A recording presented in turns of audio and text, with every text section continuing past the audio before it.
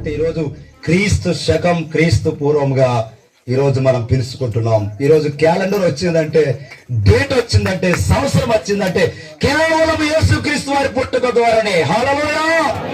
ఆయన పుట్టుకకు చరిత్ర ఉంది. ఆయన యుగ పురుషుడు, ఆయన శక పురుషుడు.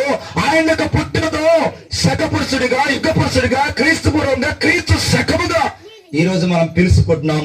మన పుస్తకాల్లో క్రీస్తు పూర్వం, క్రీస్తు శకం అనే మాట అది క్రీస్తు పూర్వం ద్వారా వచ్చినటువంటి మాట. దేవుడి స్తోత్రం, హల్లెలూయా.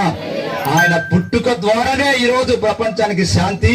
ఆయన పుట్టుక ద్వారానే మరి ప్రపంచానికి రోజులు తెలుస్తున్నాయి, సంవత్సరాలు తెలుస్తున్నాయి, నెలలు తెలుస్తున్నాయి. ఈరోజు డేట్ రాస్తున్నామంటే ఆ డేట్ క్రీస్తు వల్లే కలిగిందనే వాస్తవాన్ని మీకు ప్రకటిస్తున్నాను. హల్లెలూయా.